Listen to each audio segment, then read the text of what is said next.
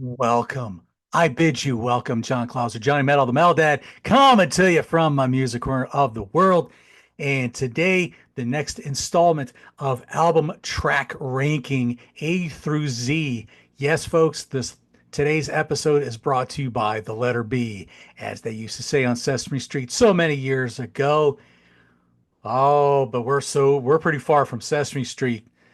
No, no, we're going down some pretty dark roads today. I don't know if anybody was guessing at what band I might be doing today, but today I'm gonna look at an album came out in basically December 1st, 1973.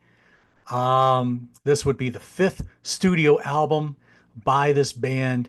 Um, Lots of stories of what it took to get this album done and just a lot of stories of where they were at the time. I'm thinking you might guess by now. Black Sabbath, Sabbath Bloody Sabbath.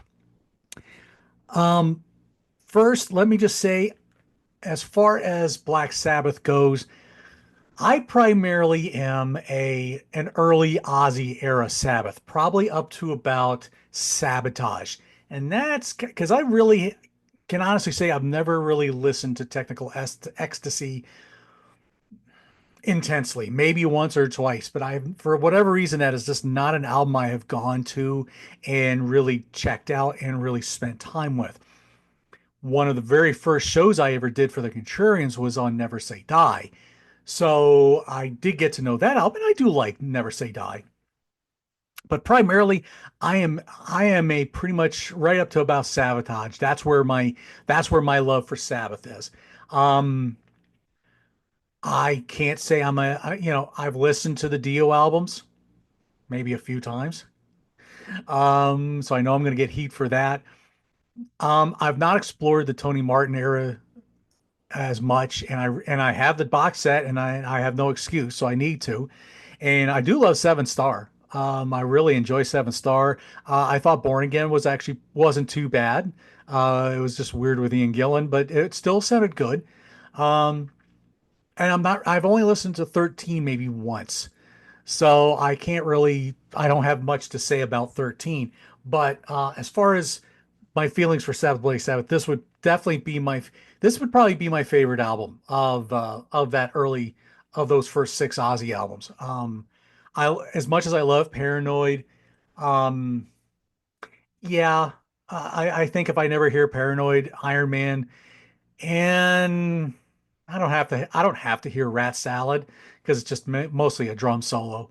But I mean, Fairies Wear Boots and War Pigs and Electric Caravan, especially Hand of Doom, Electric Funeral, Planet Caravan.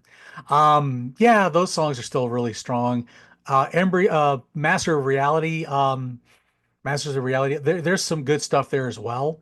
Of course, the first album is classic. The Volume 4 is classic, but whatever reason, there is something about this album that I just keep going back to.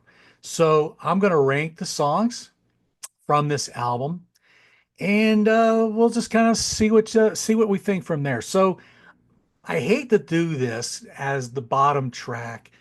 Tony Iommi, I love Fluff, but something's got to go on the bottom. Um, I love it though. It's a really pretty piece. I love the guitar work, the piano work that goes in here. A nice palate cleanser after the first couple songs. Um, the my number seven from this album is going to be the Ozzy synth laden Who Are You?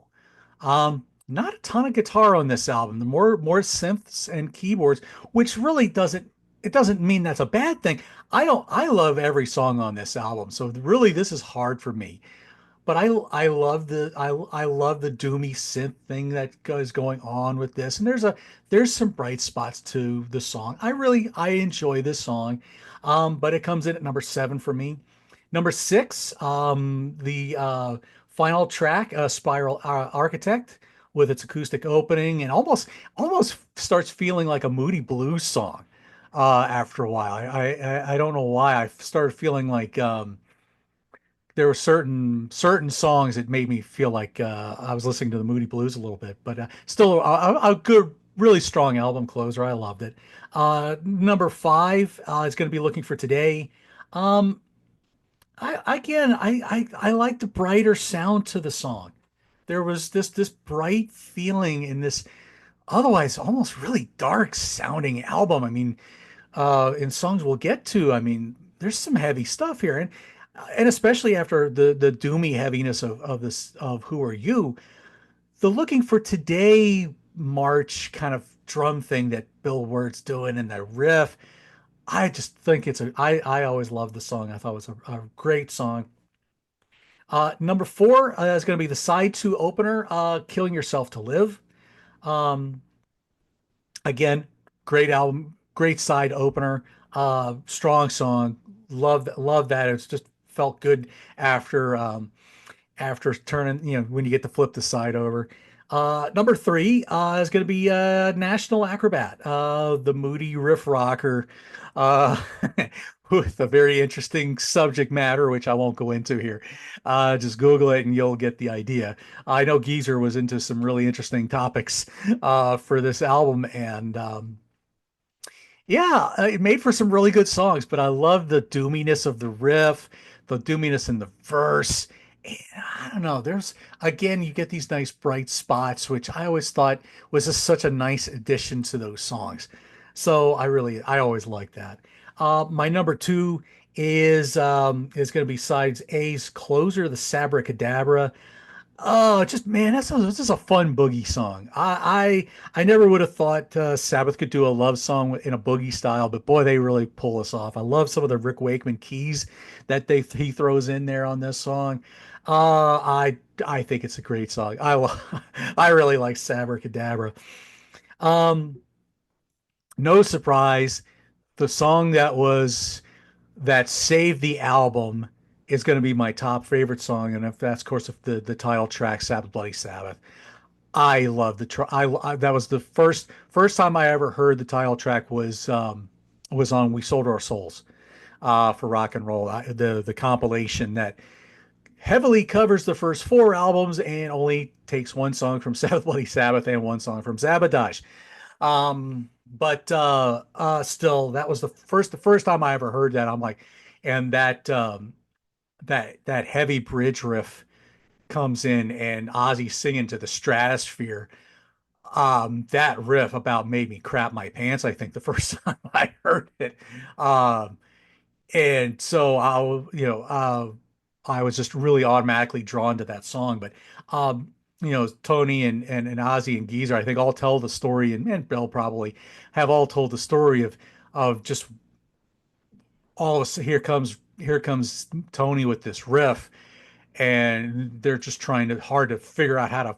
They needed one more song for the album, and boom! All of a sudden, they finally get it. And granted, yeah, he's rehearsing in these dungeons of this castle thing of wherever they were, and but that's what saves the album. And oh my gosh, what a strong track!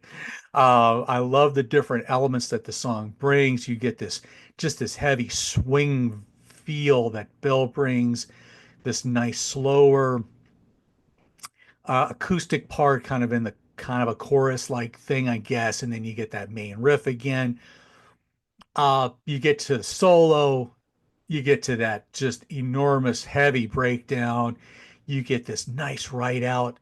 Man, great song. Absolutely wonderful track. So there you go, folks. Sabbath Bloody Sabbath. That's going to be my band album track ranking for today. As I said, brought to you by the letter B. So, what do you guys think about, again, maybe another album that's been covered a lot by people, but it's like I said with Dirty Deeds last week. I feel like everybody's got a story with some of these albums. Tell it to us. Let's hear them, huh? Come on. So, for the album track ranking, Black Sabbath, Sabbath Bloody Sabbath, John Clouds, Johnny Metal, Metal Death, saying rock forever, y'all. We'll see you next week when next week's episode will be brought to you by the letter C. Take care. See you soon.